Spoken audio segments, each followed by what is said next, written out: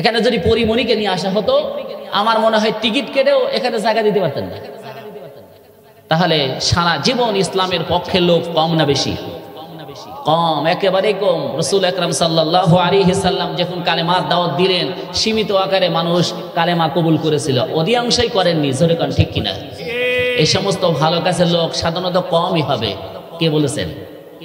আল্লাহ তাআলা বলেছেন। সম্মানিত উপস্থিতি, আমি ভূমিকা বেশি নিব না। আল্লাহ পাক রব্বুল আলামিন, আমরা কোরআন শুনতে আসতে পারলাম, আল্লাহ তাআলা তৌফিক না দিলে আসতে পারতাম? জোরে বলেন।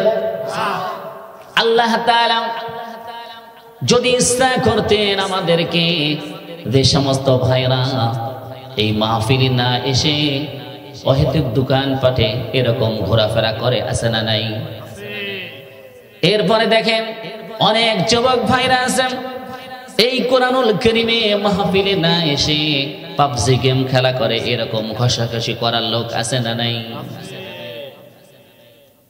আল্লাহ পাক রব্বুল আলামিন বলতেছেন, যেখানে কোরআনুল কারীম তেলাওয়াত করা হয়, তোমরা যদি মুসলমান হও ওই কোরআনুল কারীম শোনার জন্য তোমরা চলে যাও। সুবহানাল্লাহ বলেন। আমার বন্ধুগণ, তাহলে কোরআনুল কারীম শুনলে লাভ হবে না লস হবে? লাভ হবে। আল্লাহ পাক রব্বুল আলামিন বলেন, কোরআনুল কারীম যারা শুনতে আসলো, যারা আমল করার নিয়তে আসলো, কোরআনুল কারীম শোনার জন্য আসলো, আল্লাহ পাক রব্বুল আলামিন বলেন তাদের জন্য আমি আল্লাহ তাআলা রহমতের দরজা খুলে দিই। তাহলে যারা আসতে পারলাম আমরা হলো সৌভাগ্যবান। কি বান? জোরে বলেন, কি বান?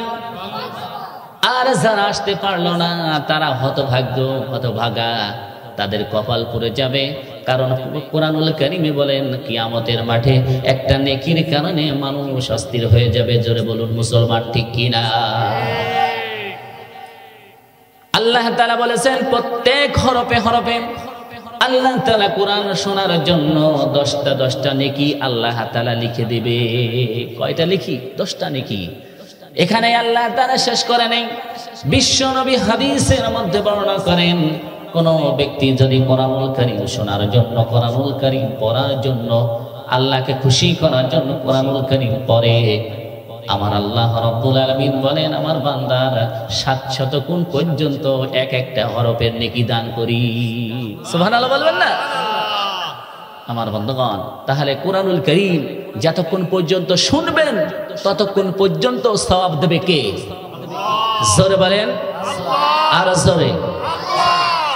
আল্লাহর নাম নিতে ভয় করেন? পুলিশের ভয় আছে না নাই? এখন তা ভয় নেই নাকি? কোরআনুল কারীমের এরকম পরিবেশ দীর্ঘ 17টা বছর অনেক সময় হয়নি। কোরআনুল কারীম মাহফিল দেওয়ার জন্য থানায় দরখাস্ত করা লাগছে কি লাগে নাই? হয়তো এলাকা লাগে নাই, সব জায়গায় লাগেছে। আমার বন্ধুগণ, ফাঁড়িতে দেন পুলিশের কাছে, বলে আমি পারবো না, থানায় পাঠান। থানারা বলছে আমি দিতে পারবো না, ইউনো স্যারের কাছে যান। ইউনো স্যার বলছে আমি পারবো না, ডিসি সাহেবের কাছে যান। এরপর আমি পারবো না, অবস্থা খুব ভয়াবহ, অতএব মন্ত্রণালয় যান। এরকম আছে না নাই? এরকম আল্লাহর ওলি ছিল, তারা আছে না নাই? আমার বন্ধুগণ, একটু চিন্তা করে দেখেন, আমি একজন মুসলিম, এখানে যারা মুসলমান হিসেবে আমরা এসেছি, যতগুলো বক্তা আলোচনা করলো, আচ্ছা বলেন তো কেউ কি কোরআনের বাইরে থেকে বলছে? জোরে বলেন। তার কিসসা কাহিনী, তার বাপ দাদার কথা বলছে? এই সভাপতি সাহেবের কথা বলছে? কার কথা বলছে? তাহলে বাধা দিয়েন কেন? কপাল পোড়া জাতি। সম্মানিত উপস্থিতি, তাহলে মুসলিম হিসাবে আমাদের দায়িত্ব ছিল কোরআনুল কারীমে আমজাম দিয়ে সহযোগিতা করা। জোরে বলুন মুসলমান, ঠিক কিনা? আমার বন্ধুগণ, এই কোরআনুল কারীমের পরিবেশ তৈরি করার জন্য আল্লাহ পাক রব্বুল আলামিন এই যে কোরআনুল কারীমের একটা সুন্দর পরিবেশ, এই পরিবেশ যদি মহল্লায় হয় আল্লাহ তাআলা খাস রহমত নাজিল হয়। জোরে বলুন আল্লাহু আকবার। হয়তো মনে করতেছেন ছোট্ট একটা মাহফিল, এই মাহফিলের কি মর্যাদা আছে আল্লাহর কাছে, আছে না নাই? আমার বন্ধুগণ, বিশ্ব নবীর জামান থেকে এই হাদিসটি বর্ণনা করতেছি। রাসূল আকরাম সাল্লাল্লাহু আলাইহি সাল্লাম যখন মসজিদে বসে আছে, এমত অবস্থায় একজন জৈনব সাহাবী প্রশ্ন করলো, ইয়া রাসূলুল্লাহ, ইয়া হাবিবাল্লাহ, ইসলামের কোন কোন জায়গায় ইসলামের জন্য আল্লাহ পাক রব্বুল আলামিন সম্মানিত করেছে, মর্যাদা দিয়েছে, কোন কোন জায়গা হলো এই দুনিয়ার সম্মানিত মর্যাদা সম্পন্ন। আমার বন্ধুগণ, বিশ্বনবী জনাবে মুহাম্মদুর রাসূলুল্লাহ সাল্লাল্লাহু আলাইহি সাল্লাম তিনি বললেন, ও আমার সাহাবী তোমরা শুনে রাখো, এই জমিনে দুইটি জায়গা হলো আল্লাহর কাছে সবচাইতে দামি। কয়টি জায়গা? আমার কথা বোঝা যায় না নাকি? বোঝা যায়? কয়টি জায়গা সম্মানিত? জোরে বলেন, আরো জোরে। ওয়াজটা শুনে যান, দুইটি জায়গায় সম্মানিত। একটি জায়গা হলো আল্লাহর ঘর মসজিদ। জোরে বলুন সুবহানাল্লাহ। আল্লাহর ঘর মসজিদ আল্লাহর কাছে সম্মানিত কিনা? আমাদের কাছে সম্মানিত না। একটা খারাপ ব্যক্তিকে আপনি যখন ওই ব্যক্তিকে বলেন চল মসজিদে যাই, তুই সত্য কথা বলবি, আচ্ছা বলেন তো চোর যদি হও তারপরে মসজিদে যাই মিথ্যা বলবে না? জোরে বলুন ঠিক কিনা? মিথ্যা বলতে চাবে না। অনেক মানুষ আছে মসজিদের দিকে তাকায় সাহস পায় না। এরকম মুসলমান আছে না নাই? আছে। তিনি জানে মসজিদ আল্লাহর ঘর, ওখানে যেমতম পাগলাম ঠাবলামি করা যাবে না, ওখানে বানোয়াট কোনো কথা বলা যাবে না, চিটারি বাটপারি করা যাবে না। ওই জায়গা হলো আল্লাহর ঘর মসজিদ। বলুন ঠিক কিনা? আমার বন্ধুগণ, এই মসজিদের জন্য যারা জীবন দিয়েছে, মসজিদের আঞ্জাম দিয়েছে, টাকা দিয়ে, অর্থ দিয়েছে, শ্রম দিয়েছে, পয়সা দিয়েছে, বুদ্ধি দিয়েছে, আল্লাহ পাক রব্বুল আলামিন ওই দিন কিয়ামতের সময়, মুসিবতের সময় মসজিদ আপনাকে এইভাবে জান্নাতের দিকে ডাকবে। জোরে বলুন সুবহানাল্লাহ। পৃথিবীতে যতগুলো মসজিদ আছে সমস্ত মসজিদগুলো খানায় কাবা শরীফের একটা শাখা। কাবা শরীফ সামনে থাকবে, আর পৃথিবীতে যতগুলো মসজিদ আছে ওই কাবা শরীফকে সামনে রেখে তারা সিরিয়াল কাতার দিয়ে দাঁড়িয়ে যাবে। জোরে বলুন সুবহানাল্লাহ। আর হাদিস শরীফে এসেছে যারা মসজিদের খেদমত করবে, মসজিদে যারা খাদেম হবে, মসজিদের সাথে যাদের অন্তর ঝুলে থাকবে, ওই আরশে আজিমের ছায়া তলে তাদের স্থান হবে। সুবহানাল্লাহ। তাহলে মসজিদ আল্লাহর ঘর, ওখানে আল্লাহ তাআলা সম্মানিত করেছেন, মর্যাদা দিয়েছেন মসজিদের, কারণ ওই মসজিদে যে মানুষ আল্লাহ তাআলা উপাসনা করে। জোরে বলুন ঠিক কিনা? আল্লাহ তাআলা কুদরত বাই সেজদা দেয়, আল্লাহ তাআলার কাছে বলে রব্বুল আলামিন এই জীবনের সমস্ত গুনাহগাতা করেছি, রব্বুল আলামিন তুমি যদি মাফ না করে দাও আমরা ক্ষতিগ্রস্ত হয়ে যাব, জাহান্নামী হয়ে যাব। সুতরাং এই মসজিদে নামাজ পড়লাম, নামাজের ওসিলায় তুমি আমাদেরকে মাফ করে দাও। জোরে বলুন ঠিক কিনা? মানুষ তো এই জন্য নামাজ পড়তে যায়। নামাজ পড়তে কেন যায়? যে যাই গুনাহগাতা করেছি এই মসজিদে জুম্মার দিন যাইয়ে দেখেন অনেক মানুষ কান্নাকাটি করে, কি করে না? দীর্ঘ 1 বছর গুনাহগাতা করার পর রমজান মাসে যখন তারাবি শুরু হয়, দেখেন হাউমাউ করে কেঁদে ফেলে দেয়, ভুল বুঝতে পারে যাই 1 বছর যাই করেছি, কিন্তু আর এই রমজান মাস রোজা ছাড়বো না, নামাজও ছাড়বো না। এরকম মুসলমান আছে না নাই? আল্লাহর ঘর মসজিদকে ভালোবাসে বলে, মসজিদ সম্মানিত বলে, আল্লাহ তাআলার ঘর বলে তারা মসজিদে অবস্থান করে। জোরে বলুন ঠিক কিনা? অনেক মানুষ আছে দেখবেন মসজিদকে বাদ দিয়ে খানকায়ে বাবার দরবার ধরে কি ধরে না? এরকম আছে না নাই? আপনার বিশেষ করে কুষ্টিয়াতে দেখা যায় অনেক ভণ্ড বাবা আছে না নাই? ন্যাংটা বাবার দরবার আছে না নাই? শিগুল বাবার দরবার আছে না নাই? সৎ বাবার দরবার আছে না নাই? এরকম অনেক বাবার দরবার আছে। আচ্ছা বলেন তো ওই হাবাজাবা বাতাসা বাবা দিয়ে কোনো কাজ হবে? ওই বাবারে কিয়ামতের মাঠে অবস্থা খারাপ হবে। ওই বাবা আপনার কোনো সুপারিশ করতে পারবে না। জোরে বলুন মুসলমান ঠিক কিনা? আপনি মসজিদ ধরেন, সব কিছু ছেড়ে দেন, আর আপনাদের পাশে তো লালনের আখড়া আছে না নাই? সবাই জানে যে ওখানে গেলেই বোধহয় জান্নাত পাওয়া যায়। এরকম আছে না নাই? সম্মানিত উপস্থিতি, আমার চাইতে আপনারা ভালো জানেন ওখানে যারা যায়, কারা যায় আপনারা ভালো জানেন। সম্মানিত উপস্থিতি, তাহলে আল্লাহ পাক রব্বুল আলামিন রাসূল আকরাম সাল্লাল্লাহু আলাইহি সাল্লাম বলতেছেন দুইটি জায়গা হলো সম্মানিত জায়গা, ভালো জায়গা। 1 নম্বর হলো আল্লাহর ঘর মসজিদ, আর 2 নম্বর হলো যেখানে কোরআনুল কারীমের কথাবার্তা বলা হয়। তার মানে এই জায়গাটা, জোরে বলুন ঠিক কিনা? আমার নবীজি সাহাবীদেরকে বলল, ও আমার সাহাবীরা তোমরা শুনে রাখো, 2 নম্বর হলো যেখানে কোরআনুল কারীমের কথাবার্তা হয়, হাদিসের কথাবার্তা বলা হয়। আচ্ছা বলেন তো এই সন্ধ্যা থেকে শুরু করে এখন পর্যন্ত কার কথা বর্ণনা করা হয়? আল্লাহ এবং আল্লাহ রসুলের কথা বলা হয়। সুতরাং এখানে কোনো কিসসা কাহিনী চলবে না, কোনো বাপদাদার কথা চলবে না, এখানে চলবে কার কথা? আরো জোরে, জোর হলো না, আরো জোরে। আমার বন্ধুগণ, এই কোরআনুল কারীমের কথা যদি আপনি বলেন, সুতরাং খুশি হবে কে? আল্লাহ যদি খুশি হয়, আল্লাহ বলছে লা খাউফুন আলাইহিম ওয়ালা হুম ইয়াহজানুন, আমার বান্দার কোনো ভয় নেই, কোনো টেনশন নেই। জোরে বলুন ঠিক কি না? তার মানে যারা কোরআনের সঙ্গে থাকবে, কোরআনকে ভালোবাসবে, মসজিদকে ভালোবাসে, তাদের কোনো কি নেই? ভয় নেই, টেনশনও নেই। আল্লাহ পাক রব্বুল আলামিন কিয়ামতের মাঠে সবাই ভয়তে অস্থির হয়ে যাবে, নবীরা পর্যন্ত আল্লাহর কাছে দাঁড়ানোর সাহস পাবে না। কিন্তু যারা মুমিন, যারা ইমানদার, যারা মুত্তাকি, তাদের কোনো টেনশন নেই। জোরে বলুন ঠিক কিনা? লা খাউফুন আলাইহিম ওয়ালা হুম ইয়াহজানুন, তারা বুঝতেই পারবে না, তাদের ভিতরে কোনো ভয় ভীতি কিচ্ছু কাজ করবে না। জোরে বলুন ঠিক কিনা? তাহলে আমরা কোরআনের সাথে থাকবো কে থাকবো না? ইসলামের পক্ষে থাকতে রাজি আছি কিনা? কোরআনুল পক্ষে থাকবো ইনশাআল্লাহ। যতক্ষণ পর্যন্ত কোরআনুল কারীম আলোচনা হবে, ততক্ষণ পর্যন্ত আমরা থাকবো ইনশাআল্লাহ। কারণ আল্লাহ তাআলা বলতেছেন প্রত্যেক হরফে হরফে আল্লাহ তাআলা নেকি দিবেন। নেকি দরকার আছে না নাই? যারা কথা বললো না তাদের লাগবে না? সবার লাগবে কি লাগবে না? কিয়ামতের মাঠে ওই দিন আপনার টাকার কোনো দাম থাকবে? ডলারের দাম থাকবে? রুপির দাম থাকবে? কোনো কিচ্ছুর দাম থাকবে না। ওই দিন দাম হবে মানুষের আমলের। জোরে বলো ঠিক কিনা?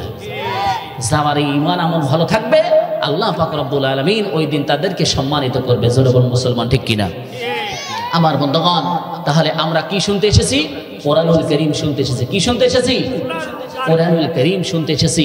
যতক্ষণ পর্যন্ত আলোচনা চলবে, ততক্ষণ পর্যন্ত আমরা ইনশাআল্লাহ থাকবো। থাকবো কি থাকবে না? আপনারা কথা দিয়েছেন কেউ উঠবেন না। আখেরের মুনাজাত না করে আপনারা কেউ উঠবেন না।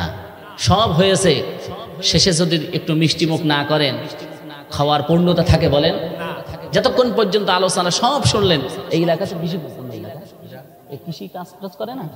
সম্মানিত উপস্থিতি, আপনারা যারা চাষবাস করেন, আচ্ছা বলো তো, খেরের পাড়া শেষে যাওয়ার পরে যদি ওই মাথাটা না মারেন, আচ্ছা বৃষ্টি পানিতে ঢুকবে কি ঢুকবে না? মুরব্বী মুরব্বী ওঠেন কেন? বসেন। এই মুরব্বী ডায়লগ তো দেওয়া যাবে না। কোথায় যাবেন?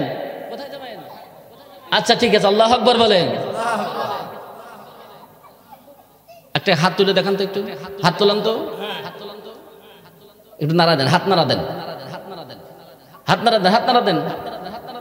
আমার বন্ধুগণ, হাত নামান। এই যে ঘুমের ঝুল মাথা লেগে গেছে, এই যে শরীর দিয়েছেন কে?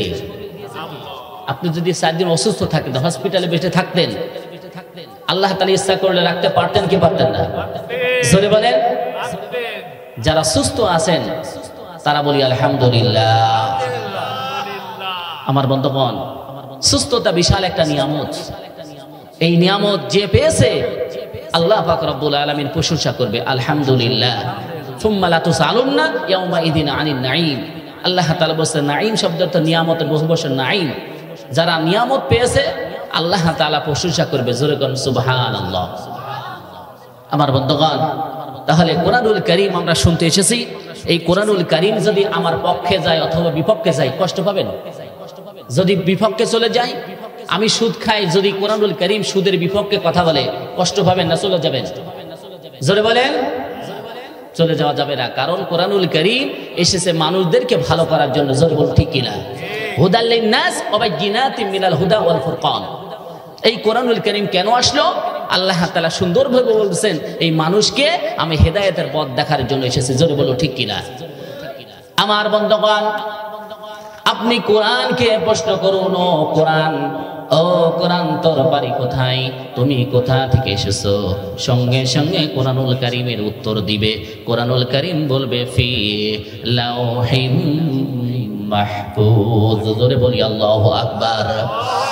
আর জোরে বলি আল্লাহু আকবার। আমার ঠিকানা হলো, আমি লাওহে মাহফুজে ছিলাম। ও কোরআন তুই কেন আসলি, তোর উদ্দেশ্য কি, তোর লক্ষ্য কি? কোরআনুল কারীমের সঙ্গে সঙ্গে উত্তর দিবে হুদাল লিন্নাসি ওয়া বাইয়িনাতিম মিনাল হুদা ওয়াল ফুরকান। জোরে বলি আল্লাহু আকবার। এই কোরআনুল কারীম এসেছে মানুষকে হেদায়েতের পথ দেখানোর জন্য। কিসের পথ? হেদায়েতের পথ। জাহান্নাম থেকে মানুষদেরকে জান্নাতের পথ দেখানোর জন্য এসেছি। সুতরাং এই কোরআনের পক্ষে যারা থাকবে তারা হলো জান্নাতি। জোরে কান সুবহানাল্লাহ। আমরা কোরআনের পক্ষে আছি কিনা? কারা কারা কোরআনের পক্ষে আছেন? হাত তুলে আল্লাহকে দেখান। লিল্লাহে তাকবীর, লিল্লাহে তাকবীর। আমার বন্ধুগণ, তাহলে কোরআন আসলো আমাদেরকে জান্নাতের পথ দেখানোর জন্য। এই কোরআনুল কারীমের পক্ষে যারা থাকবে, কোরআনুল কারীমের পাশে যারা থাকবে, তাদের মর্যাদাকে বৃদ্ধি করে দিবে আল্লাহ। কে বৃদ্ধি করবে? আল্লাহ। আমার বন্ধুগণ, আপনারা সকলেই জানেন হযরতে ওমর রাদিয়াল্লাহু তাআলা আনহু, তার জীবনী পড়ে দেখলাম সর্বপ্রথম আবু জাহলের দলের লোক ছিল কিনা। সর্বপ্রথম আবু জাহলের দলের লোক ছিল।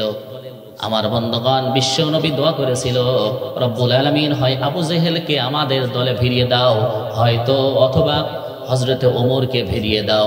বিশ্ব নবীর দোয়া হযরতে ওমরের জন্য কবুল হয়েছিল। জোরে বলুন ঠিক কিনা? আমার বন্ধুগণ, তিনটি কারণ আছে। কয়টি কারণ? একটি কারণ বলবো, হযরত ওমরকে তিনি সব সময় হককে পছন্দ করতেন। কি কে?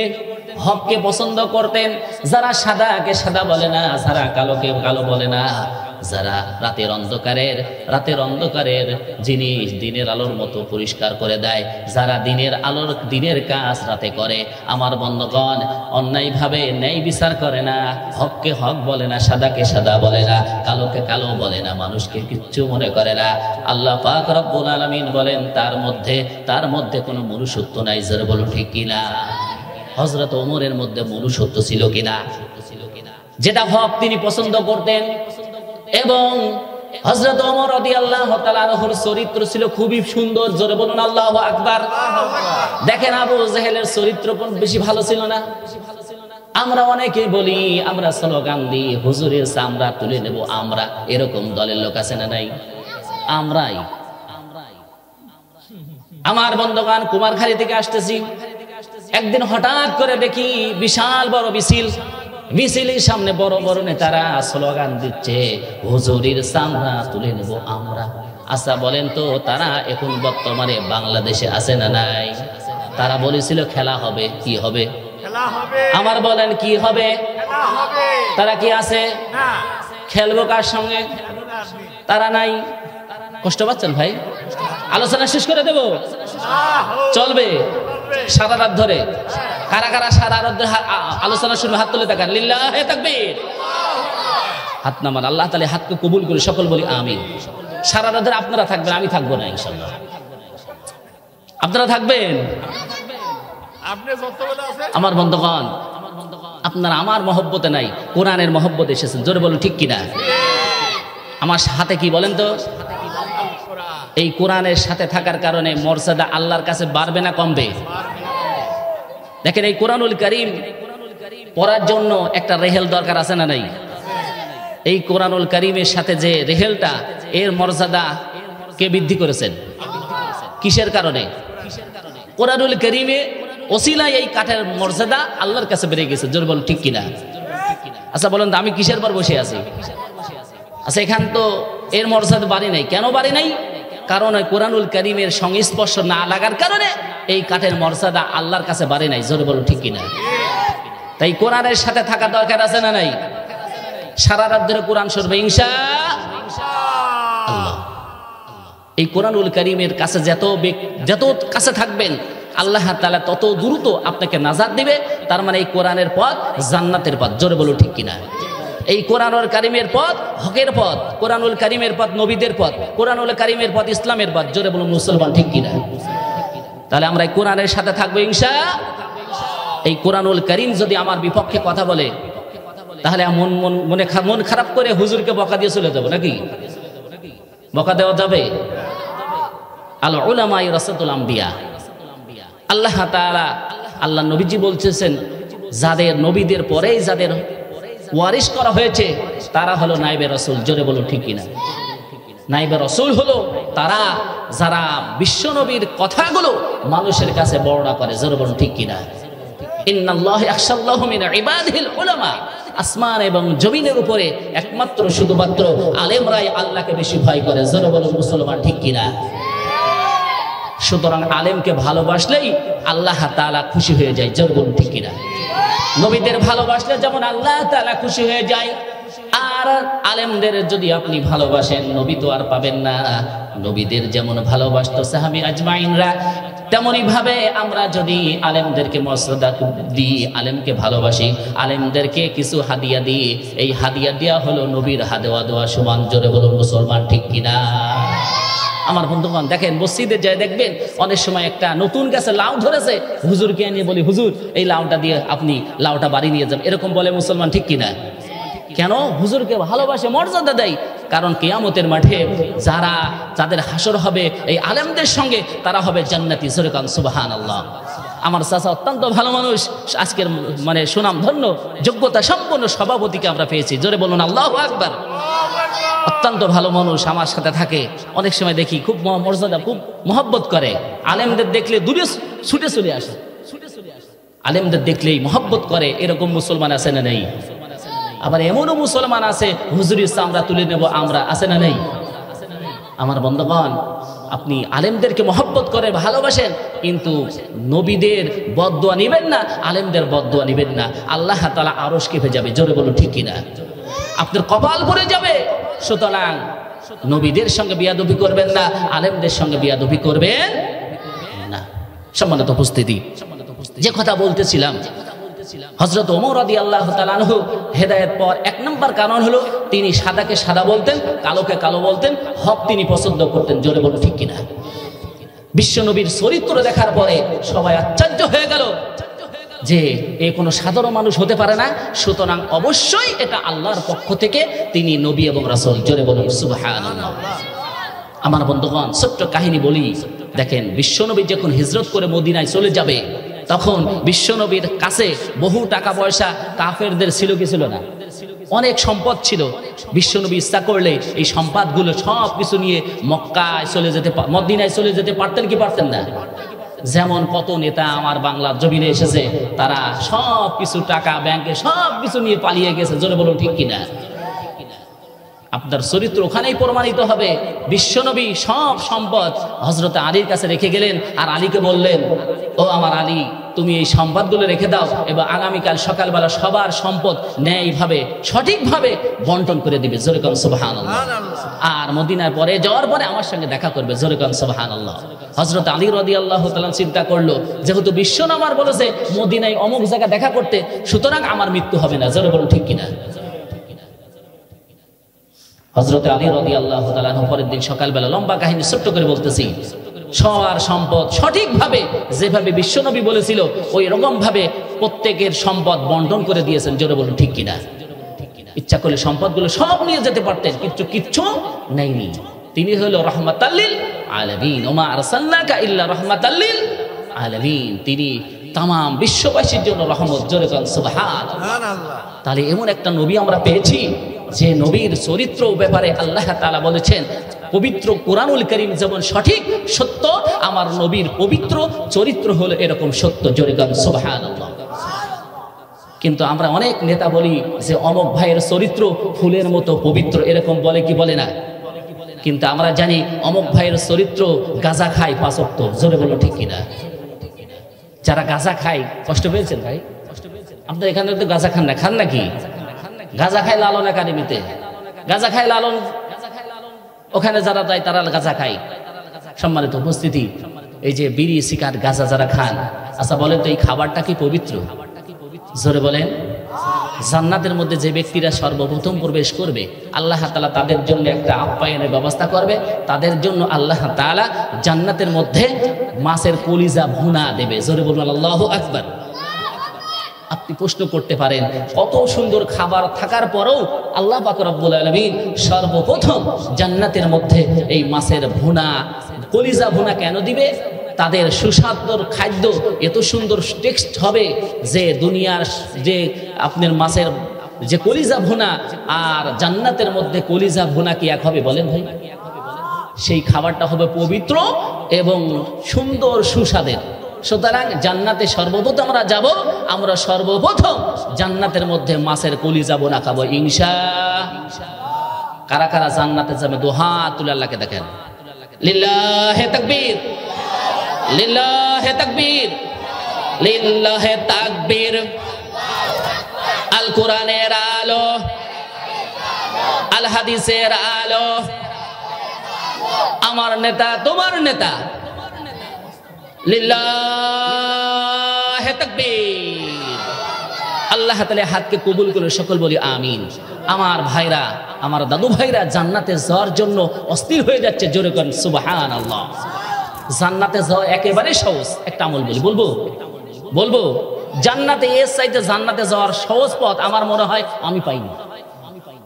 5 ওয়াক্ত নামাজ কারা কারা পড়েন? 5 ওয়াক্ত নামাজ কারা কারা পড়েন? আল্লাহু আকবার বলেন। এতগুলো মানুষ মাত্র এইগুলো নামাজ পড়েন।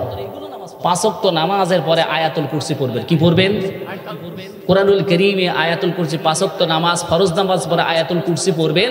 আমার নবীজি বলেছেন একমাত্র বাধা হবে মৃত্যু। জোরে কান সুবহানাল্লাহ। মরবেন জান্নাতে হাসতে হাসতে চলে যাবেন। আল্লাহু আকবার বলেন। আমার সম্মানিত মা বোনরা আছে, তাদেরকে বলবো আপনারা 5 ওয়াক্ত নামাজের পরে আয়াতুল কুরসি পড়বেন ইনশাআল্লাহ। যারা পারবেন না, যারা জানে তাদের থেকে জেনে নেবেন। যারা জান্নাতে যেতে চান তারা যেন অবশ্যই 5 ওয়াক্ত নামাজের পরে আয়াতুল কুরসি পড়ে। জোরে বলুন ঠিক কিনা? একমাত্র মৃত্যু আপনাকে জান্নাতে বাধা দিবে। মৃত্যু মানে জান্নাতে হাসতে হাসতে চলে যাবেন। আল্লাহু আকবার বলেন। তাহলে আমরা আয়াতুল কুরসির আমল ইনশাআল্লাহ আগামী কাল থেকেই ফজর থেকে শুরু করব ইনশাআল্লাহ। আল্লাহ তাআলা সকলকে কবুল করুন, সকল বলি আমিন। সম্মানিত উপস্থিতি, তাহলে আমরা হককে হক বলবো, সঠিক কথা বলতে আমরা ভয় পাবো না ইনশাআল্লাহ। আল্লাহ পাক রব্বুল আলামিন বলেন ওয়াল তাকুম মিনকুম উম্মাতুন ইয়াদউনা ইলাল খায়রি ওয়া ইয়া'মুরুনা বিল মা'রুফি ওয়া ইয়ানহাউনা আনিল মুনকার ওয়া লিল্লাহি আকিবাতুল উমুর। সূরা বলি আল্লাহু আকবার। আল্লাহ পাক রব্বুল আলামিন বলেন ওয়াল তাকুম মিনকুম উম্মাতুন ইয়াদউনা ইলাল খায়র। এমন একটা জাতি আমি তোমাদের জন্য রেখে দিব, তারা সৎ কাজের আদেশ করবে, অসৎ কাজে মানুষদেরকে বাধা দিবে। আছে না নাই? অনেক মানুষ, আমি আসার সময় বললাম আজকে আলেমরা সঠিক জায়গা না থাকার কারণে সাধারণ লোককে আল্লাহ তাআলা যাচাই বাছাই করেছেন। জোরে বল ঠিক কিনা? এই যে আমার হাজী সাহেব দেখেন, আজকে আলেমদের মাথায় পাগড়ি থাকার দরকার ছিল কিনা? কিন্তু তারা আলেমরা অনেক সময় এই পাগড়ির আমলটা করে না, কিন্তু সাধারণ মানুষ এই পাগড়ির আমল করে। জোরে বলো ঠিক কিনা? তার মানে আল্লাহ পাক রব্বুল আলামিন দিনের যদি কাজ করাইতে চান, এই আলেমদের বাদ দিয়েও দিনের কাজ করাইতে পারে কি পারে না? অবশ্যই পারে। চিন্তা করেন, যারা সৎ কাজের আদেশ করবে, অসৎ কাজের বাধা দিবে, এরকম লোক আছে না নেই? যারা অন্যায় হবে, আপনি অন্যায় ক্ষমতা থাকলে হাত দিয়ে বাধা দেন। জোরে বলো ঠিক কিনা? আপনি মুখ দিয়ে নিষেধ করেন, অন্তত কিছু না পারলেও মনে মনে ঘৃণা তো করতে পারেন। জোরে কোন ঠিক কিনা? আমার বন্ধুগণ, সমাজে অসংখ্য খারাপ বেহায়াপনা কাজ চলে কি চলে না? এই মহল্লায় একটা কাজ আমাদের বাংলাদেশে বিশেষ করে অনেক এলাকায় খুব চলছে, সেটা হলো সুন্নতে খাতনা অনুষ্ঠান, বিয়ে শাদী অনুষ্ঠানে ডিজে পার্টি হয় কি হয় না? এই যুবকরা বেশি যায়। দেখেন তো কোন কোন যুবক যায় চিহ্নিত করে রাখেন। এই যুবক ভাইরা ওখানে ডিজে পার্টি করে, এরকম আছে না নাই? আমার মনে হয় এই এলাকা নাই, আমাদের এলাকা খুব আছে ভাই। হিজলাদের নিয়ে এসে এমন ড্যান্স দেয় ঘুমানো যায় না। জোরে বলুন মুসলমান ঠিক কিনা? যুবক ভাইরা সাবধান, আপনার ইমান আমল সব নষ্ট হয়ে যাচ্ছে। আপনি মনে করতেছেন ইন্ডিয়া সংস্কৃতি আমাদের মধ্যে এমন ঢুকিয়েছে যে ছোট্ট ছোট্ট মানুষ, ছোট্ট ছোট্ট মেয়ে মোবাইল ছাড়া ভাতই খায় না। আছে না নাই? একটু গান বাজাই দিলে সবসময় ভাত খাই। আল্লাহু আকবার। এই যে ছোটকাল থেকে যেভাবে ট্রেনিং দেবেন, বড় হলে ওই রকমই হবে। জোরে বলুন ঠিক কিনা? আপনি এই যে মোবাইল আছে, এখানে যখন কোনো সন্তান কান্নাকাটি করে, আমি সৌদিতে দেখেছি যে কোনো সন্তান যখন কান্নাকাটি করে এই মোবাইলে কোরআনুল কারীম তেলাওয়াত লাগিয়ে যায়। জোরে কোন সুবহানাল্লাহ। আর আমার বাংলাদেশে মুসলমান এখানে কি করে? ডিজে পার্টি গান লাগাই দেয়। জোরে কোন ঠিক কিনা? আমার বন্ধুগণ, এই ডিজেটা পার্টি থেকে ফিরে আসতে হবে, এই কোরআনুল কারিমের সাথে থাকতে হবে, কোরআনুল কারিম শুনতে হবে।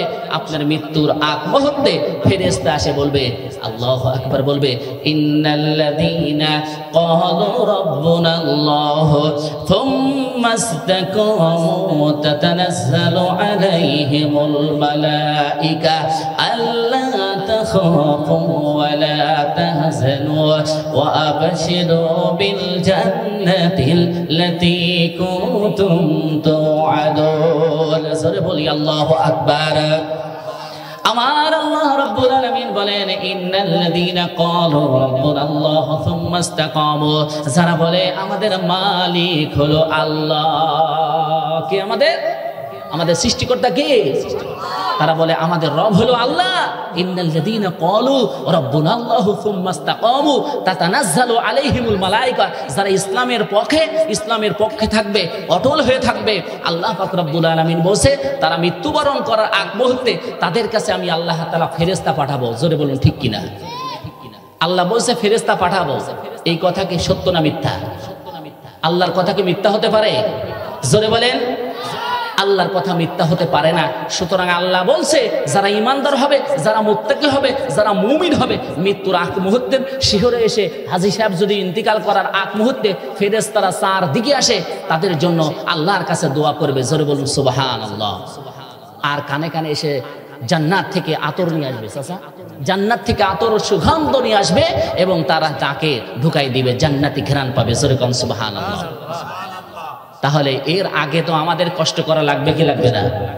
ইসলামের জন্য আমাদেরকে কষ্ট করা লাগবে, ইসলামের উপর অবিচল থাকতে হবে এবং আল্লাহর পথে আমাদেরকে সংগ্রাম করতে হবে, ইসলামের হুকুমত প্রতিষ্ঠা করার জন্য আন্দোলন করতে হবে। এরপরে আল্লাহ তাআলা বলছে তাদের শিহরে আমি আল্লাহর রহমতের ফেরেশতা পাঠাবো। জোরে বলুন সুবহানাল্লাহ। ওই সমস্ত ফেরেশতা কানে কানে এসে চাচাকে হাজী সাহেবকে বলবে, ও হাজী সাহেব তোমার ভয় নেই। জোরে বলুন আল্লাহু আকবার। জান্নাত থেকে রহমতের ফেরেশতা রুমাল নিয়ে আসবে, আতর নিয়ে আসবে, জান্নাতি ঘ্রাণ তারা এই দুনিয়া থেকে পাবে। আল্লাহু আকবার বলেন। আর তাদেরকে ফেরেশতা সান্ত্বনা দিবে, আল্লাহ তাখাফু ওয়ালা তাহজানু ওয়া আবশিরু বিল জান্নাহ, জান্নাতের সুসংবাদ তোমরা নাও। জোরে বলুন সুবহানাল্লাহ। তাদের কোনো ভয় নেই, টেনশন নেই। এই দুনিয়াতে তোমাদের সাথী আমরা ফেরেশতারা ছিলাম, এই মৃত্যুর পরে তোমাদের সাথী আমরা থাকবো ইনশাআল্লাহ। জান্নাতের মধ্যে যারা ঢুকবে আর কোনোদিন বের হতে যাবে না। মুসলমান ঠিক কিনা? তাহলে আমরা জান্নাতে যেতে চাই। জান্নাতে যাওয়ার জন্য সর্বনিম্ন কাজ হলো ঈমান আনা। কি আনা? জোরে বলেন ঈমান আনা। ঈমান আলী না? অনেকে নাম আছে ঈমান আলী, আছে না নাই? এখানে কেউ আছে নাকি? আবার কষ্ট করেন না ভাই যে হুজুর আমার নাম ধরলো। অনেকের নাম আছে ঈমান আলী। কি আলী? ও তো ঈমান নাই, কোনোদিন নামাজ পড়ে না, ওর বাপ নাম রেখেছে ঈমান আলী। কি আলী? নাম হলো আতর আলী। ওর গায়ে দিয়ে কয় কিসের গন্ধ, কিন্তু নাম রাখছে কি আতর আলী। সারাদিন বিড়ি খায়, যে বাইশ দিয়ে যায় বিড়ির গন্ধ পাওয়া যায়, আছে না নাই? কিন্তু নাম রাখছে আতর আলী। সম্মানিত উপস্থিতি, তাহলে শুধু নাম দিয়ে কাজ হবে না, কাম করা আছে দরকার, আছে না নাই? শুধু আমরা মুসলমান হলেই হবে না, মুসলমান হতে হলে ন্যূনতম ঈমান আনতে হবে, এরপরে ৫ ওয়াক্ত সালাত আদায় করতে হবে। জোরে বলুন ঠিক কিনা? আমার বন্ধুগণ, তাহলে জান্নাতে প্রথম শর্ত হলো ঈমান আনা। কি আনা? আল্লাহ পাক রব্বুল আলামিন বলতেছেন, ইন্নাল্লাযীনা আমানু ওয়া আমিলুস সালিহাতি কানাত লাহুম জান্নাতুল ফিরদাউসি নুজুলা খালিদিনা ফিহা লা ইয়াবগুনা আনহা হিওয়ালা। সরে বলি আল্লাহু আকবার। আমার বন্ধুগণ, জান্নাতে যদি যেতে চান প্রথম শর্ত হলো ইন্নাল্লাযীনা আমানু, আল্লাহর প্রতি ঈমান আনা। কি আনা? আরো জোরে। আল্লাহর প্রতি ঈমান আনা, রাসূলের প্রতি ঈমান আনা, আল্লাহ তাআলা কুদরতের প্রতি ঈমান আনা। এরপরে শুধু ঈমান আনলে চলবে না। আমি আপনি অনেকেই বলে আমার নামাজ না পড়লেও আমার ঈমান ঠিক আছে, এরকম বলার লোক এই মহল্লায় আছে কিনা মুসলমান বলে? আছে না? নামাজ কোনোদিন পড়ে না, তারা বলে ও মুসলমান, ও মুসল্লি, দাড়িওয়ালা মুসল্লি, টুপিওয়ালা মুসল্লি, ও মুসল্লিদের তাচ্ছিল্য মনে করে। এরকম মুসল্লি এই সাঁওতা গ্রামে আছে না নাই? তারা হুজুরদের দেখলে তাচ্ছিল্য মনে করে, মুসলমানদের দেখলে তাচ্ছিল্য মনে করে, হাজী সাহেবদের দেখলে তাচ্ছিল্য মনে করে। এই জুব্বাওয়ালা মানুষকে দেখে বলে তোমরাই আজ কাপড়ের দাম বাড়ায় দিলে, এরকম বলে কি বলে না? তোদের কারণে আজকে কাপড়ের দাম বেড়ে গেছে। এরকম কিছু শয়তান মার্কা লোক আছে না নাই? বলতে ভয় করেন? জোরে বলেন ঠিক কিনা?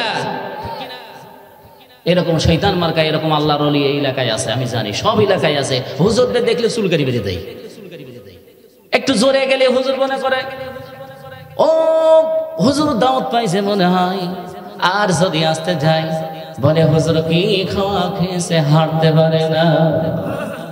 এরকম আছে না নাই? আরে শয়তানের শয়তান, হুজুর বেশি খালে কি কম খালে কি, তোর ভারী তো আর খাই না।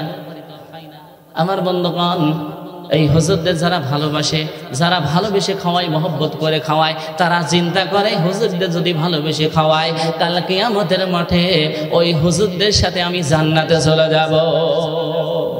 এই হাজী সাহেব যদি খাওয়ায়, তিনি কোন নিয়তে খায় বলেন তো? যে দুনিয়ার যদি কোনো আমল কবুল না হয়, হুজুরদের যদি একক তো খাওয়ায়, এর ওসিলা আল্লাহ যদি মাফ করে দেয়, এই জন্য তো খায়। জোরে বলো ঠিক কিনা? আরে শয়তানের শয়তান, তোর বাড়িতে কোনোদিন খাওয়া যায় না, তুই হুজুরদের নিয়ে সমালোচনা করিস, এরকম লোক আছে না নাই? সুতরাং জান্নাতে যদি যেতে চান ওই রকম নামের ইমানদার হওয়া যাবে না, ওই রকম কামের ইমানদার হতে হবে যাদের জীবন চলে যাবে ইমান ছেড়ে দিবে না।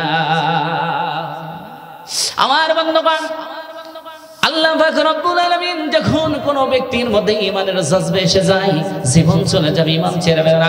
হযরত বিলালের কথা না বললে নাই। হযরত বিলাল রাদিয়াল্লাহু তাআলা আনহু যখন কালেমা কবুল করার কারণে আবু জেল উতবা সাইবা তাদেরকে ধরে আনা হলো। কি আনা হলো? ধরে আনা হলো। আবু জেল উতবা সাইবা বলল, ও বিলাল, তুমি কি নাকি মুসলমান হয়েছ? বিশ্ব নবীর হাতে হাত দিয়ে তুমি মুসলমান হয়েছ। ও বিলাল, তুমি ওই মুহাম্মাদের দল ছেড়ে দাও, মুহাম্মাদের কদম ছেড়ে দাও। ও বিলাল, তোমার তো ঘর নাই, বাড়ি নাই, কিচ্ছু নাই। সুতরাং তুমি যদি ওই মুসলমান ছেড়ে দাও, ঈমান ছেড়ে দাও, নবীর কদম ছেড়ে দাও, এই মক্কার সবচেয়ে বড় বাড়িটা তোমার নামে লিখে দিব। কি লিখবো? বড় বাড়িটা তোমার নামে লিখে দিব। আর দেখো, মক্কার সব চাইতে বেশি যে ব্যক্তি সুন্দরী, সুন্দরী রমণের সঙ্গে তোমার বিবাহ দিয়ে দেব। ও বেলাল, তুমি মুহাম্মাদের কদম ছেড়ে দাও, তুমি ঈমান ছেড়ে দাও। আচ্ছা বলেন মুসলমান, হযরত বেলাল কি ঈমান ছেড়েছিল? জোরে বলেন। যারা কথা বললো না হয়তো বেলাল ছেড়েছিল। আর মুসলমান ভাইরা, হযরত বেলাল রাদিয়াল্লাহু তাআলা আনহু তার জীবন চলে গেল, তারপরও হযরত বেলাল বিশ্ব নবীর কদম ছাড়ি নাই। বেলালকে যখন এইরকম প্রস্তাব দেওয়া হলো, ফার করা হলো, ওই বেলালের জায়গায় যদি আমি আপনি থাকতাম, আচ্ছা বলেন তো, আমরা ওই বিশ্ব নবীর কদম ছেড়ে দিতাম।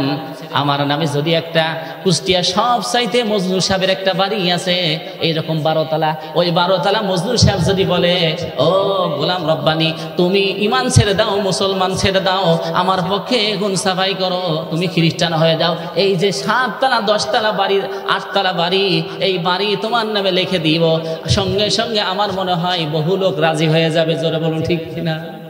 হবে কি হবে না? তারা সম্পদের কাছে ঈমান বিক্রি করে দিয়েছে। জোরে বলুন ঠিক কিনা? আমার মুসলমান ভাইরা, হযরত বেলাল রাদিয়াল্লাহু তাআলা আনহু আবু জেল উতবা সাইবা যে প্রস্তাব দিয়েছিল, অফার দিয়েছিল, সেই অফার কি হযরত বেলাল কবুল করেছিল? না। এই যে আমার আগের বক্তা জসিমউদ্দিন রহমানে তিনি বেলালের কাহিনী বলতেছিলেন, অত্যন্ত সুন্দর চমৎকার আলোচনা করে থাকে। আমার বন্ধুগণ, হযরত বেলাল রাদিয়াল্লাহু তাআলা আনহু তিনি একজন কালো মানুষ ছিলেন। যখন ষড়যন্ত্র করে কাফেররা, মুশরিকরা, কিছু মুনাফিকরা বলল, বিশ্ব নবীর কাছে বলল, ইয়া রাসূলুল্লাহ, হাবিবাল্লাহ, আপনার বেলালের আযান সহি হয় না। কি হয় না? সহি হয় না, সুন্দর হয় না। আপনি বেলালকে মসজিদের কাছ থেকে তাকে ছুটি দিয়ে দেন, মসজিদ থেকে বাদ দিয়ে দেন। আচ্ছা বলেন তো, আল্লাহর কাছে কোনো চেহারার দাম আছে? কোন টাকা পয়সার দাম আছে? কোন ক্ষমতা আছে? যারা কথা বললো না আছে? আমার বন্ধুগণ, কোন ক্ষমতা, কোন বাহাদুরি, টাকার পয়সা, কোনো কিছু আল্লাহর কাছে দাম থাকবে না। আল্লাহ পাক রব্বুল আলামিন ওই ব্যক্তিকে ভালোবাসবে যার মধ্যে তাকওয়া আছে। কি আছে? তাকওয়া। আল্লাহ পাক রব্বুল আলামিন বলেন, ইন্না আকরামাকুম ইনদাল্লাহি আতকাকুম ইন্নাল্লাহা আলীমুন আলিমুন খাবীর। জোরে বলি আল্লাহু আকবার। আমার বন্ধুগণ, আল্লাহ রাব্বুল আলামিন বলেন, আমি ওই ব্যক্তিকে বেশি ভালোবাসি যার মধ্যে তাকওয়া আছে, যার মধ্যে খোদাভীরুতা বেশি, আল্লাহর কাছে মর্যাদা, আল্লাহর কাছে দাম তার বেশি। জোরে বলুন ঠিক কিনা?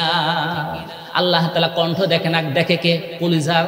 আল্লাহ তাআলা বেলালকে কণ্ঠ দেখেনি, বেলালকে দেখেছি তার তাকওয়া, আল্লাহর খোদাভীরুতা। জোরে বলুন মুসলমান ঠিক কিনা? আমার বন্ধুগণ, বেলাল আযান দেয়নি বলে আর সকাল হয় না। জোরে বলুন ঠিক কিনা? হুজুর তো আলোচনা করেছে, আমি শেষে একটু মাথা মেরে নিলাম। আমার বন্ধুগণ, হযরতে বেলালের ঈমান কি আমাদের মতো ঈমান ছিল? জোরে বলেন। আমাদের সবদুলের জব্বার আলীর মতো ঈমান? তার ঈমান ছিল, মজবুত ছিল। জোরে বলুন মুসলমান ঠিক কিনা? আমার বন্ধুগণ, এরপরে বেলাল ডাক দিয়ে আবু জেল উতবা সাইবাকে বলল, ও উতবা সাইবা, তুমি কি মনে করো আমার ঈমান যেমন তুমি ঈমান, আমার ঈমান যেমন তেমন না? আমার ঈমানের মধ্যে মজবুতি আছে না নাই? কিন্তু আমাদের ঈমান হলো কসুর পাতার পানির উপরে। কসুর পাতার পার পানি যখন দিলে এরকম টলবল টলবল করে, হুট করে পড়ে যায় কি যায় না? কিন্তু আমাদের ঈমানের অবস্থা এরকম। কিন্তু আমার মুসলমান ভাইরা, হযরত বেলাল রাদিয়াল্লাহু তাআলা আনহু বলল, উতবা সাইবা, আমার জীবন চলে যাবে, তারপরেও বিশ্ব নবীর কদম আমি ছাড়তে রাজি না। লা ইলাহা ইল্লাল্লাহ, লা ইল্লাল্লাহ, লা লা ইলাহা লা ইলাহা ইল্লাল্লাহ মুহাম্মাদুর রাসূলুল্লাহ সাল্লাল্লাহু। আলোচনা শেষ করে দিব, শেষ করে দিব, শেষ করব না? আল্লাহ পাক রব্বুল আলামিন আমার ভাইদেরকে কবুল করুন, সকল বলি আমিন। সম্মানিত উপস্থিতি, তাহলে হযরত বেলালের ঈমান আমাদের ঈমানের সঙ্গে মিল করা যাবে না। আল্লাহ তাআলা বলেছে, ইন্নাল্লাযীনা আমানু, ঈমান আনবো, এরপরে আমল করব, আমলে সালেহ করব। শুধু নামাজ পড়ো, রোজা করো, হজ করব, এটাই সীমাবদ্ধ নয়। ঈমান আমল এমন একটা জিনিস, সৎ কাজ আদেশ করা, অসৎ কাজ নিষেধ করা, মানুষদেরকে ভালো কাজে উদ্বুদ্ধ করা এবং অন্যায় কাজে বাধা দেওয়া, এটাও একটা ঈমানের আমলের ব্যাপার। জোরে বলুন ঠিক কিনা? আমার মুসলমান ভাইরা, একজন বিপদে পড়েছে, আপনি সাহায্য করা, এটা হলো আমলে সালেহ। আমার বন্ধুগণ, সুতরাং মিষ্টি করে হাসি দেওয়া একটা নেকির কাজ। জোরে বলুন ঠিক কিনা? আমার মুসলমান ভাইরা, আল্লাহ পাক রব্বুল আলামিন আপনাদের খেদমতে যে আয়াতখানা তেলাওয়াত করেছিলাম, যে আয়াতখানা হলো, আপনারা যদি রহমত পেতে চান অবশ্যই কোরআনের কাছে আসা লাগবে কি লাগবে না? জোরে বলেন। আমরা সবাই কোরআনের কাছে আসব। তার আগে আমার সম্মানিতা মা এ বন্ধুরা আছে, আমি তাদের জন্য তেমন বেশি কিছু বলবো না, কিছু কথা বলবো ইনশাআল্লাহ। আপনাদের পুরুষদের জন্য কিছু আলোচনা করলাম, এর পাশাপাশি মা বোনদের জন্য কিছু কথা বলার দরকার আছে না নাই? জোরে বলেন। বলতে হবে। আমাদের মা বোনরা এমন অবস্থা হয়ে গিয়েছে যে পথে ঘাটে যেখানে বেরোন সেখানেই মা বোনরা বিশৃঙ্খলা করে কি করে না? জোরে বলেন। করে। এখানে কথা বলে কে? সম্মানিত উপস্থিতি, আপনারা সকলেই জানেন রাসূল আকরাম সাল্লাল্লাহু আলাইহি সাল্লাম যখন মিরাজের রাতে জান্নাত এবং জাহান্নাম ঘুরলেন, পরিদর্শন করলেন, ভ্রমণ করলেন, এরপরে বিশ্বনবী দেখলেন যে জান্নাতের মধ্যে জাহান্নামের মধ্যে অধিকাংশই মহিলা। কারা? মহিলারা। নারী জাতি জাহান্নামের মধ্যে সবচাইতে বেশি। বিশ্বনবী তিনি তো তার সন্তান, তারও তো মেয়ে আছে, তিনি তো কোনো মায়ের সন্তান। জোরে বলো ঠিক কিনা? তার মনটা খারাপ হয়ে গেল। এবং কি কি কারণে মহিলারা জাহান্নামী হবে? দুইটি কারণ আছে। কয়টি কারণ? জোরে বলেন। মা বোনদের কথা বলতেছে, দুইটি কারণ আছে। আমি একেবারে শেষে দুইটি কারণ বলবো কেন জাহান্নামে তারা যাবে।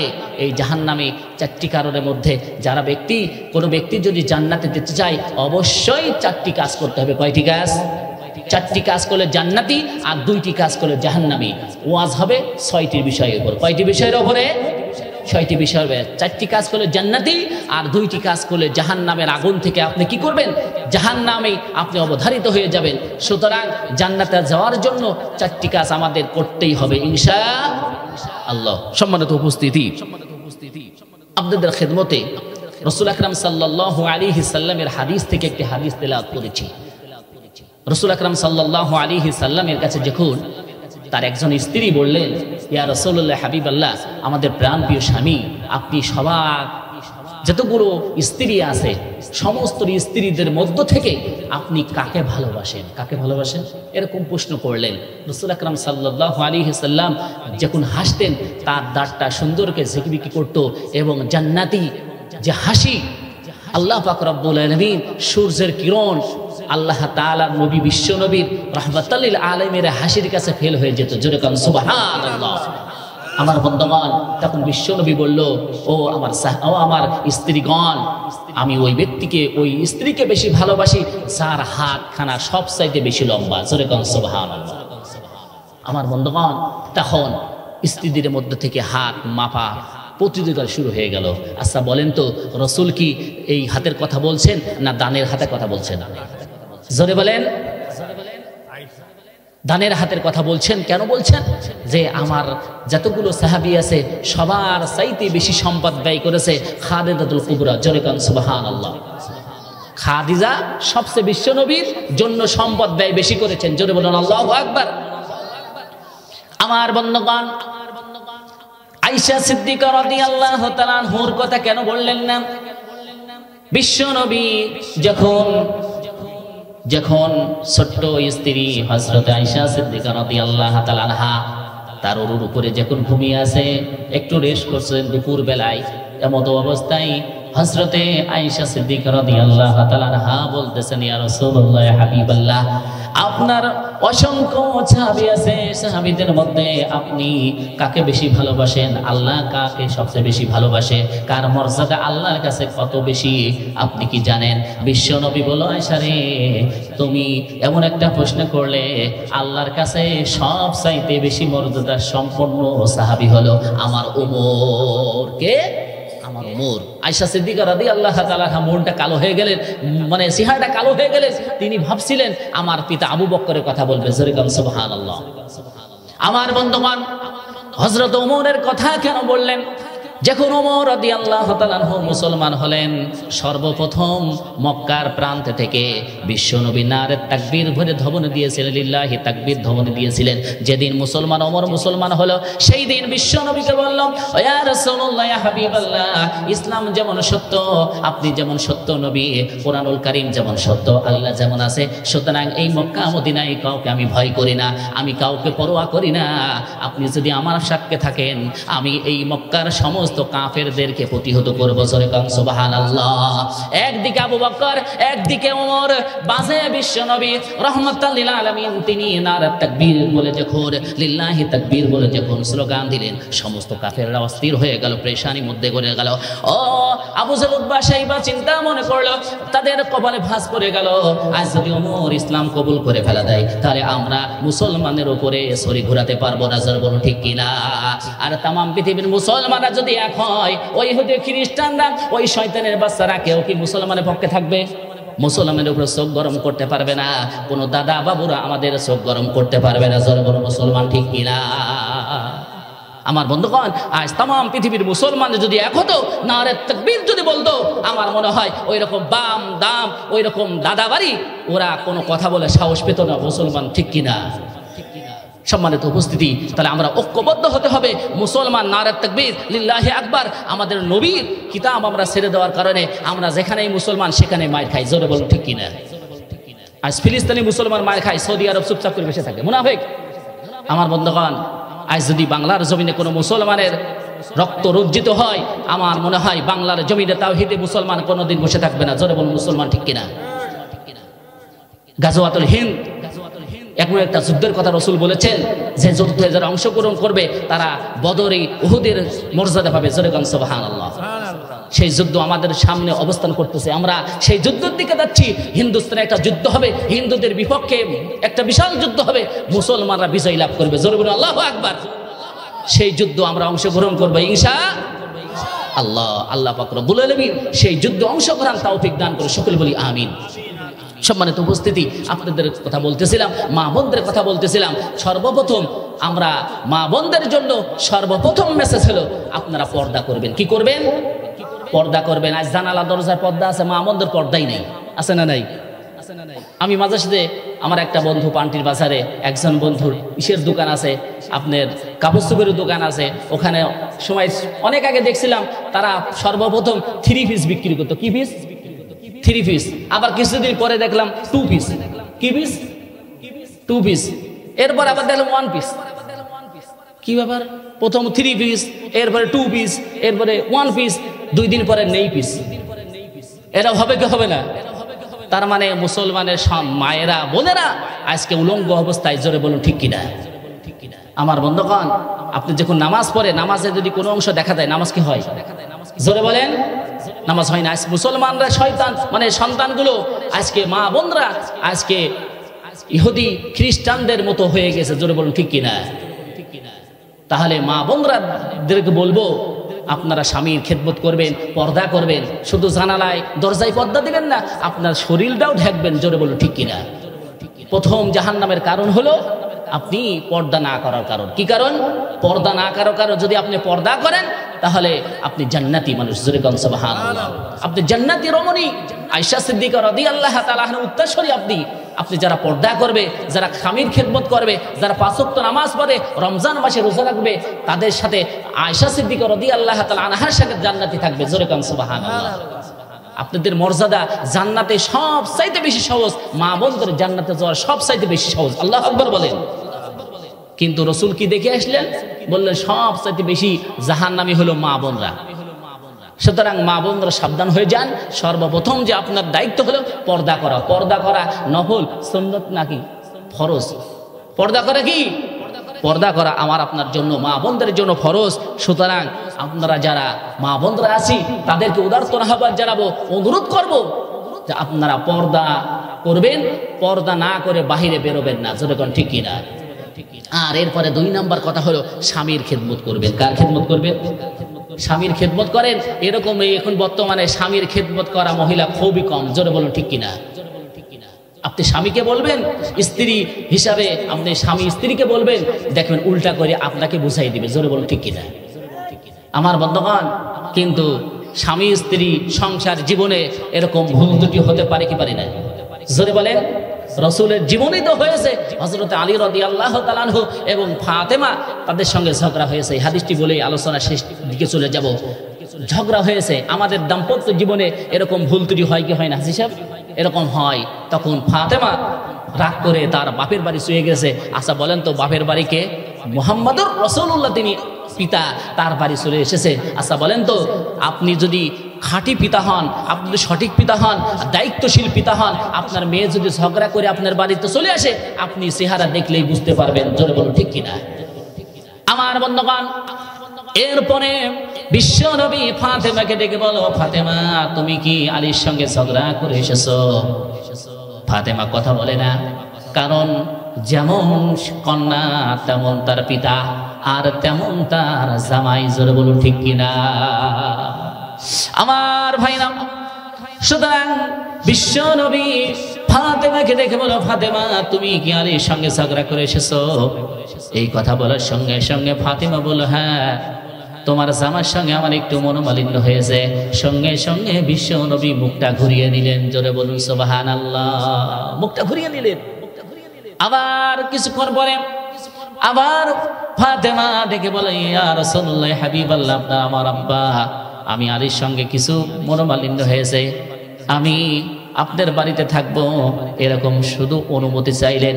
সঙ্গে সঙ্গে বিশ্ব নবী বলল, ও ফাতেমা, তুমি যদি এই অবস্থায় মারা যাও, সুতরাং এই অবস্থায় যদি তোমার স্বামী যদি তোমার প্রতি কষ্ট পায়, আমি নবী মুহাম্মদুর রাসূলুল্লাহ খোদার কসম করে বলি, তোমাকে আমি জান্নাতে নিতে পারবো না। চিন্তা করেছেন? নবী হিসাবে তার মেয়ে যদি ঝগড়া করে স্বামীর বাড়ি থেকে বাপের বাড়ি চলে আসে, নবী যদি শাফায়াত না করতে পারে, তাহলে আমাদের হালিমা, সাদিয়া, জহুরা এরা যদি রাগ করে চলে আসে, আমার মা, আপনার মা, আমার আব্বা, আপনার আব্বা বলে ওখানে দেব না, আমার কি ভাতের অভাব আছে, এরকম বলে কি বলে না? কিন্তু চিন্তা করে না, আমি মেয়ে, আমার মেয়েকে আমি তার স্বামীর হাতে তুলে দিয়েছি, পুরা দায়িত্ব হলো তার, জোরে বলো ঠিক কিনা? স্বামী হিসাবে যা করণীয় সেটা করার দরকার আছে না নাই?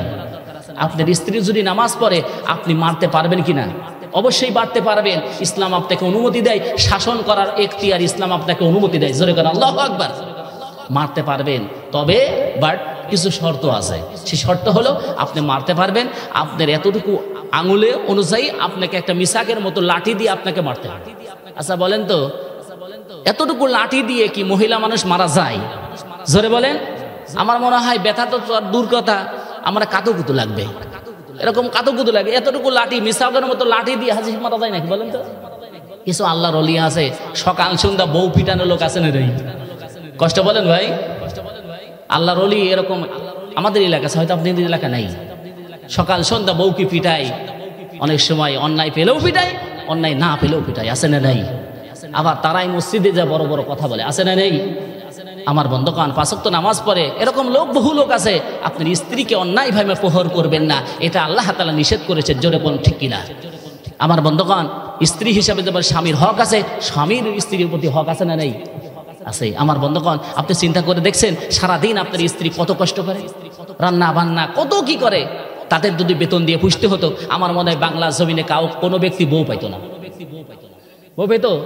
টাকা দিয়ে যদি পুষতে হতো, সন্তানের দেখাশোনা, এদের স্কুলের জামা কাপড় সব কিছু পরিষ্কার পরিচ্ছন্ন করা, রান্না বান্না করা, সব কিছু করার পরও রাতের বেলায় স্বামী এসে বলে তুমি তো সংসারে কিচ্ছু করো না, এরকম লোক আছে না নাই? আবার মহিলাদের দোষ আছে, সব কিছু দিয়েছে, মাত্র পাউডার কিনতে ভুল করেছে, লবণ আনতে ভুল করেছে, অথবা সাবান আনতে ভুল করেছে, বলেছেন যে এই সংসারে এসে কিচ্ছু পেলাম না, যা পেলাম কিচ্ছু পেলাম না, আমি বলে ভাত খেলাম। এরকম লোক আছে না নাই? আমি বলে ভাত খেয়ে গেলাম, তোমার ঘর কেউ করার লোক না, আমি বলে ভাত খেলাম। আরে তুই চলে গেলে আরো লোক আছে না নাই? আমার বন্ধুগণ, মা বোনরা কষ্ট পেয়েন না, আপনাদেরও দোষ আছে, আপনার স্বামীদেরও দোষ আছে। জোরে কোন ঠিক কিনা? আমার বন্ধুগণ, তাহলে পর্দা করতে হবে, স্বামীর খেদমত করতে হবে। রমজান মাসে রোজা রাখার দরকার আছে না নাই? আমার মা বোনরা রমজানের রোজা রাখায় খুব পারদর্শী, নামাজ পড়ে না, রমজানের রোজা তারা ছেড়ে দেয় না। আমি দেখেছি কত কষ্ট করেছে, সারাদিন একরকম পরিশ্রম করে, কিন্তু আল্লাহর জন্য রোজা রাখতে হবে, এই রোজাটা তারা ছেড়ে দেয় না। আল্লাহু আকবার বলেন। আমার বন্ধুগণ, তাহলে 5 ওয়াক্ত নামাজ পড়বেন। 5 ওয়াক্ত নামাজ, আমার মা বোনরা নামাজ পড়ে ঠিক আছে, জহরের সময় জহরের ওয়াক্ত আসরের দিকে পড়ে, আসরের নামাজ মাগরিবের দিকে পড়ে, মাগরিবের নামাজ ঈশার দিকে পড়ে, ঈশার নামাজ অনেক সময় হয় না, আছে না নাই? মা বোনদের এই অলসতা অভ্যাস আছে, তারা ঠিক মতো নামাজ পড়ে কিন্তু সময় মতো নামাজ পড়ে না। আর নামাজ যদি ওয়াক্ত মতো নামাজ না পড়েন, চলে যান, আলোচনা শেষ করে দেব, মুরব্বী বসে পড়েন, আলোচনা শেষ করে দিব, মাত্র কয়েক মিনিটে দোয়া হয়ে যাবে। সম্মানিত উপস্থিতি, তাহলে মা বোনদের জন্য 4টি মেসেজ। 1 নম্বর হলো পর্দা করতে হবে, স্বামীর খেদমত করতে হবে, রমজান মাসে রোজা রাখতে হবে, 5 ওয়াক্ত সালাত আদায় করতে হবে। এই কাজটি যদি করতে পারেন, আল্লাহর নবীজি বলেছেন ওই ব্যক্তিরা, ওই মারা বোনরা হযরতে আয়েশা, হযরতে খাদিজা, হযরতে ফাতিমার সঙ্গে জান্নাতে থাকবে। জোরে বলুন সুবহানাল্লাহ। তাহলে সিদ্ধান্ত আপনার, আপনি যদি এই 4টি কাজ করেন, আপনারা ফাতেমার সঙ্গে, সাদিয়ার সঙ্গে, আপনি খাদিজার সাথে, আয়েশার সঙ্গে জান্নাতি উত্তরসূরি হিসেবে থাকবেন। জোরে বলুন সুবহানাল্লাহ। আমার বন্ধুগণ, তাহলে জান্নাতে যেতে চান, তাহলে নামাজ বাদ দিয়ে জান্নাতে যাওয়া যাবে? জোরে বলেন। আমার মুসলমান ভাইরা, ইসলামী আন্দোলন হুকুমত প্রতিষ্ঠিত হোক, কোরআন দিয়ে সমাজ পরিচালনা হোক, এটা আমরা চাই কি চাই না?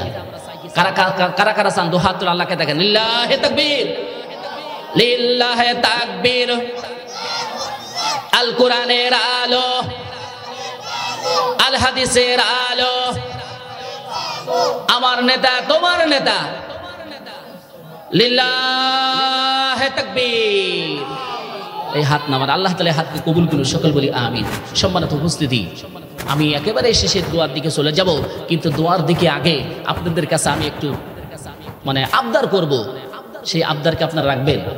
কারা কারা রাখবেন? হাত তুলে তাকান তো, হাত তুলে দেখেন কারা কারা রাখবেন। আমি আপনাদের মেহমান, আপনাদের জন্য দোয়া করব।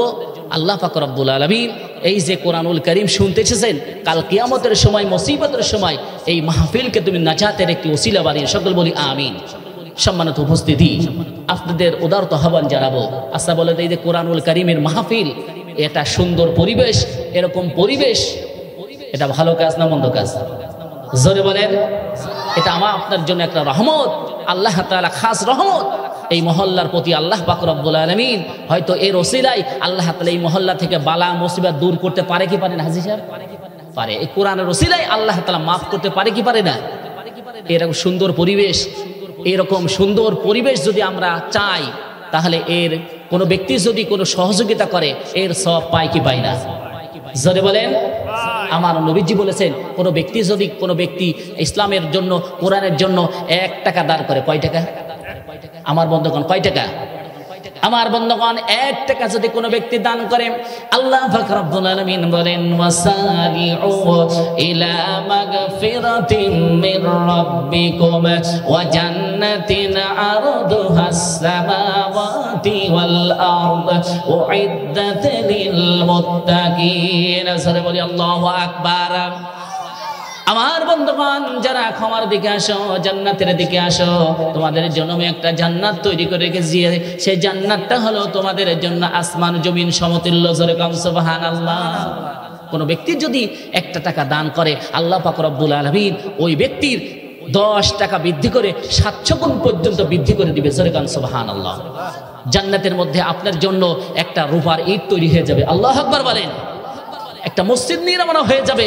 মসজিদে আপনি শুধু 1 টাকা দিয়েছেন অথবা 10 টাকা দিয়েছেন, আপনার জন্য একটা ইট কিনা হয়েছে। কি কিনা হয়েছে? একটা ইট কিনেছেন। অথবা কোরআনের জন্য, মাদ্রাসার জন্য, এই মাহফিলের জন্য যদি কোনো ব্যক্তি 10 টাকা দান করে, আল্লাহ পাক রব্বুল আলামিন বলছে 10 গুণ বৃদ্ধি করে আমি তাদেরকে ফিরিয়ে দেব। জোরে বলেন সুবহানাল্লাহ। এই মাহফিলে খরচ হয়েছে কি হয়নি?